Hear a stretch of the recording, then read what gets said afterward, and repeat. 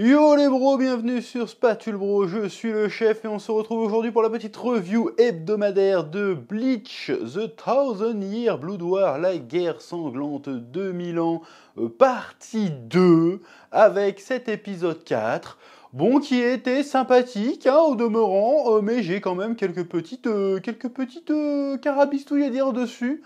On va en parler, mais avant comme d'habitude, petit instant entre promo, je rappelle que mon manga Arena, et c'est mieux dans ce sens-là, les 3 premiers tomes sont d'ores et déjà disponibles en librairie. Future Masterclass. Voilà, donc le lien est dans la description, sinon c'est disponible en librairie. Et c'est aussi disponible en pré-publication sur l'application de Webtoon Ono. Le lien est également dans la description. Lisez-moi ça, faites-moi un petit retour, et puis je vous dis place à la review. Oui. Bon, alors, cet épisode 4 met en scène le combat entre Bambetta, je crois qu'elle s'appelle, si j'ai bien retenu. Bambetta, c'est la meuf qui fait des bombes. Et Komamura... Ah bordel, j'ai oublié son nom. Sajin, on va l'appeler Sajin, parce qu'il s'appelle Sajin Komamura, je crois. Kamamuro. Et je galère toujours avec les noms, j'ai regardé, j'ai marqué un post-it, je me souviens plus. Mais je l'appelais le clébard, moi, à la base, donc je vais l'appeler le clébard. C'était très bien. Donc le combat face Bambetta, en espérant que c'est vraiment Bambetta, et le clébard. Alors, comment dirais-je, ça fait partie des éléments qui, selon moi, sont un petit peu aux F-tiers dans le manga de base aussi. Je suis désolé, on a dit « Oh, t'es chiant à dire que t'as lu le manga ». Non. Oui, si tu veux, mais il faut que j'en parle. Pourquoi je pense ce que je pense? C'est parce que j'ai lu le manga. Donc il faut bien que j'articule pourquoi je pense ce que je pense. Je ne veux pas dire je pense ça parce que t'es tôt en fait. Non, je ne vais pas spoiler quoi que ce soit, mais quand même. Parce que comme je l'ai déjà dit, on est dans la partie où la première partie était bien, était très très bien. Il y avait de l'iconisation des personnages, il y avait de l'animation petits oignons, il y avait vraiment des moments très très forts. Là, depuis le début de cette deuxième partie, il faut avouer que ça manque un petit peu de moments un petit peu vraiment impactants. Et dans le manga, le passage avec Sajin, le clébard, qui balance son bankai et qu'on découvre qu'il est humain, est un peu stylé, mais un peu vain aussi. Je vais y revenir. Et donc je m'attendais à que dans l'animé, ça soit encore plus stylé, que ça soit sublimé. Et force est de constater que ça se contente, selon moi, j'ai l'impression que ça se contente juste de suivre le manga. Ce qui est un petit peu dommage, parce qu'en plus là on a un bankai géant, il y avait moyen, niveau mise en scène, de faire des trucs un peu stylés. Vraiment, même le pouvoir de Bambetta de faire, j'espère que ça s'appelle vraiment Bambetta, de faire sauter des trucs, ça aurait pu être rendu encore plus, comment dire, visuellement, ça aurait vraiment pu être très très beau. Bon, parlant de visuel, j'ai quand même un petit problème moi avec la représentation de l'énergie spirituelle des Quincy. Je trouve qu'elle fait très très artificielle, ça fait très très numérique. Sur le long terme, ça me gonfle un peu visuellement. Alors que c'était pas aussi accentué en première saison, quand on avait vu le personnage d'Opi, ou Opai, je sais pas comment on l'appelait là, qui avait balancé son Volstending face à Ichigo, et il avait pas une énergie... Alors peut-être que c'est juste l'effet quand il est rouge, je trouve que ça le fait pas. Mais je trouvais que ça le faisait mieux quand c'était bleu, et quand c'était rouge, je trouve que ça fait trop... Tu vois ce que je veux dire? Ça fait trop effet numérique, je suis pas fan. Ça fait pas un effet d'énergie, je trouve. Ça fait un effet thromboscopique bizarre. Je suis pas fan, mais c'est que mes goûts personnels. Mais bref, en termes de mise en scène, il y avait moyen de faire des trucs cool. On aurait pu faire plein de plans où elle volait autour du truc géant en esquivant les coups. Là, non, elle fait ça vite fait pendant 2 secondes et demie. Et puis le truc il fait que des gros balayages. Et puis il fait ça. Et puis il y a les bons qui explosent. Et c'est tout. Ils se sont contentés un peu du strict minimum. Et c'est un peu dommage parce que même si ce passage-là du manga est un peu osef, je trouve. Alors là, on va me tomber dessus, mais n'importe quoi, l'histoire est incroyable. Je vais y revenir sur l'histoire. Est un petit peu osef. Je me suis dit, en animé, il y a moyen de s'amuser avec le concept. Et là, ils se sont vraiment contentés pour moi du minimum. C'est-à-dire, là, tu balances 3 bombes, là, tu bloques 3 bombes, il lui met un coup d'épée et c'est fini. Très très dommage. Voilà, et surtout en plus, atterrit par terre. Première partie, il n'y avait pas de censure. Vas-y, on décapite des gens, ça gicle de partout, on fait des gros trous dans les gens. Et puis là, il y a de la censure, bizarre. D'ailleurs, je vais revenir aussi vite fait sur la disquette de Shinji. Shinji, on nous avait teasé, ouais, il va sortir son Bankai il est aux F tiers, et puis finalement, ben, tu te dis, bon, s'il sort le Bankai, peut-être que ça va prendre une... comment dirais-je? Peut-être que le perso va être un peu moins expédié que dans le manga, et qu'ils vont lui rajouter un peu plus de trucs. Bah non, il se fait expédier comme dans le manga, hein. Il finit même pas sa phrase, genre, hey, t'as truc, il marche pas, boum, explosé, on n'en parle plus. Voilà, ça c'est peut-être un problème aussi de ce dernier arc de Bleach, c'est peut-être qu'il y a un peu trop de personnages, et bah, il sait pas trop sur qui mettre l'emphase, exactement, le Tite Kubo. Voilà, est-ce que ça valait le coup si, je me permets de raccorder le wagon avec ce que je disais, est-ce que ça valait bien le coup de faire ce mini-arc sur le clébard, sur Sajid? Est-ce que c'était franchement nécessaire, en vrai? Alors oui, il fallait montrer un peu d'où il venait, vite fait, alors que bon, pour expliquer d'où il vient, il parle avec il parle avec Falgor de comment ça s'appelle, de l'histoire sans fin, c'est tout. Je crois que c'est ça, c'est Falgor qui s'appelle. Ouais, j'ai un problème avec les noms, faites pas chier. Il parle avec un chien géant, et il fait oui, et en fait, c'est par le dialogue. Vas-y, oui, notre clan des loups-garous a été banni du monde animal, parce qu'il y a un monde animal maintenant. C'est quoi cette histoire? Il y a un monde animal. Et du coup, on s'est retrouvé à la Soul Society, mais pareil, là, on est des parias aussi, parce qu'on était méchants et on avait plein de péchés. Voilà, donc toi, t'as trahi ton clan pour redevenir un Shinigami. Il y a le Yamamoto qui t'a recueilli. Voilà, donc maintenant, si tu veux retrouver tes pouvoirs qu'on avait avant, tu dois offrir ton cœur. D'ailleurs, on reconnaît la phrase, il dit Shinzo Sasageyo, je fais oh, oh, bref. Et donc, il arrive, et donc, on le voit, on voit l'homme renard ou l'homme loup en humain. Et j'ai l'impression que c'était la seule justification, enfin c'était ça, la justification de se focus sur ce personnage, c'était de tiens, on va lui montrer qu'est-ce qu'il peut donner en humain.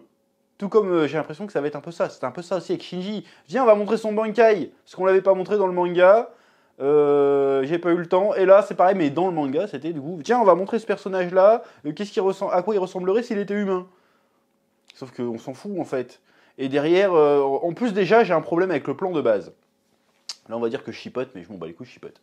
Le gars, il va voir Falcor là, dans sa grotte et il lui dit ouais, j'ai besoin d'une technique parce que j'ai plus de Bankai. C'était ça la saison d'avant. Hein. J'ai plus de Bankai, il faut que je trouve un moyen de devenir plus fort. Et là, tu lui fais bah, ok, donne ton cœur. Et du coup, tu vas pouvoir devenir plus fort. Bon, sans expliquer en quoi. Et du coup, le gars revient à la guerre. Et tout d'un coup, il a son Bankai. Alors, c'est normal qu'il ait récupéré son Bankai à ce moment-là, parce qu'ils ont filé les pilules, et du coup, ils ont récupéré les Bankai que leur avaient volé les Quincy. Mais la question que je me pose, c'est qu'au moment où il a donné son cœur, il n'avait pas de Bankai. Donc c'était quoi son plan?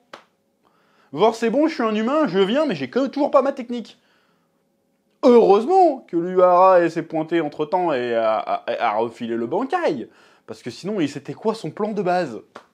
Tiens, je donne mon cœur, j'ai toujours pas de Bankai, je suis un beau gosse, et je retourne à la castagne, mais j'ai pas plus de technique que ça. Voilà, ça c'est un petit... bon, il y a que moi qui me pose la question parce que je suis un psychopathe, mais en vrai, le gars, il a eu de la chatte, parce que là, il repartait à la filoche, sans rien quoi, juste il changé de tête. Et du coup, ça a transformé aussi son Bankai enlève son armure, et du coup, son Bankai devient aussi mortel que lui. Voilà. Ça veut dire que s'il n'avait pas eu son Bankai, il se serait juste battu en mode immortel, je mets des coups d'épée et c'est tout. C'est ça que ça veut dire? Du coup, c'est bizarre. Oui. Bon, après, je vais pas revenir sur la CGI qui était, somme toute, plutôt pas mal. Bon, qui se voit un petit peu, mais qui se font bien dans le décor, donc c'est pas dérangeant. Là où j'ai un petit souci, encore une fois, c'est dans la mise en scène, je trouvais que c'était un peu mou du cul, pour de vrai. Hein, c'était vraiment juste un espèce de squelette géant qui tape dans le vide à 2 à l'heure et avec une petite mouche qui tourne comme ça. Ils auraient pu rendre ça vraiment plus impactant, mais bon, tant pis. Et je sais plus ce que je voulais dire à la base. Oui, alors maintenant, il y a l'histoire autour de Sajin, qui fait un rappel avec quand il s'était battu contre son pote Tozen. Je crois que c'est Tozen, le Renoir là, qui était aveugle et qui avait trahi les Shinigami pour partir avec Aizen. Et qui était animé par la vengeance, mais je me souviens plus exactement c'était quoi le bail. Et donc, c'est ça l'ironie, c'est que le gars, en fait, il voulait se détacher de son clan en devenant un Shinigami pour quelque part montrer qu'il pouvait être animé par la bonté, la noblesse et tout ce que tu veux. Et au final, le gars sacrifie sa vie, soi-disant pour racheter une dette, mais en réalité, ce qu'il veut, c'est la vengeance. Et du coup, en voulant en étant assoiffé, aveuglé par son désir de vengeance, parce que c'est ça qu'il voulait réellement, et ben en fait il s'est fait couillonner par Falkor dans sa cave, qui en fait lui a juste bouffé son cœur et lui a permis de rallonger son existence, alors que lui bah, il va redevenir qu'un simple clébard après avoir sacrifié sa vie pour, et je suis désolé de le dire comme ça, mais il a sacrifié sa vie pour éclater un sous-fifre. Et du coup tu te dis bon... Tout ça pour ça, quoi. T'as éclaté un sous-fifre et tu redeviens un clébard. Bon, et qu'est-ce qu'on en fait une fois qu'il est devenu clébard, en fait? Bah là, pour le coup, je vais spoiler. Peut-être que dans l'animé, ça sera différent, mais on le revoit plus jamais, il me semble. Donc c'est redevenu un clébard, ok. C'est tout. Alors qu'il y avait moyen de faire, genre, à un moment, il arrive avec son Zanpakuto dans la gueule en mode... Putain, c'est dans quoi que... C'est dans Tale of... je sais pas quoi, il y a un jeu vidéo où il y a un loup, il a des épées dans la bouche, c'est trop stylé, tu vois. Il y avait moyen de faire un truc comme ça. Là, non, c'est juste, bah, je vais manger mes canigous, je vais chier dans ma caisse. Pardon, c'est un chien, je suis pas dans sa caisse, mais t'as compris, quoi. Je vais aller marquer mon territoire sur un poteau, faut me sortir 3 fois par jour. C'est tout, en fait. Donc son sacrifice, moi, je le trouve nul. Il s'est fait couillonner, en fait. Avant-dernier combat, il se fait couillonner, il a plus son bankai, il se prend une raclée. Il revient, il se fait encore plus couillonner. Donc, en fait, le gars, toute sa vie, il a jamais été respecté, en fait, ce mec. Il se fait couillonner tout le temps, c'est une victime. Alors je dis, oh non mais l'histoire est belle, non. Cuck de compétition. C'est qu'une victime, ses potes le trahissent, il est obligé de se cacher, tout le monde a peur de lui, il cache son clan, il se fait baiser de tous les côtés à chaque fois qu'il fait un truc ce mec là. Donc son histoire elle est pathétique, elle est pas triste, j'ai envie de dire mais... Déjà tu nous fais chier avec tout le passage, vas-y je vais chercher de la puissance, tu reviens, tu pètes une random, et après tu te retransformes en clébard. C'est tout ce qu'il a fait. Super, merci. Ah, ça valait le coup. Hein. Oh là là, ça c'est gaspillé. Il y a eu du temps d'antenne de gâcher pour rien. Et bon, il y a une scène qui était un peu stylée. C'est une fois qu'il a éclaté la meuf. Tu vois le point de vue dans le château de Yuaba et de... comment il s'appelle? Ishida. Bordel, mais c'est... Des fois, mon cerveau il bug hein, sur les prénoms. Bon bref, donc le Ishida. Et là, la scène est stylée parce que tu vois que le truc est géant. Et tu vois qu'il commence à se tourner vers le château et qu'il commence à avancer. Et là, c'est badass. Et là, je fais, ah ouais, là, il y a moyen que ça soit stylé. Et tout de suite après, oh non. Oh non, je me retransforme en cabot. Oh. Il y avait moyen de nous faire, au pire, change que le truc. Parce que là, c'était comme dans le manga, mais change. Genre qui fait au moins une attaque, quelque chose, qui jette son épée, qui fasse un truc. Là, c'est non, c'est genre, ah ah, j'arrive, Yuaba, ah, j'arrive. Et en fait, ah bah non, j'arrive pas. Ah, je vais coucou, je panier.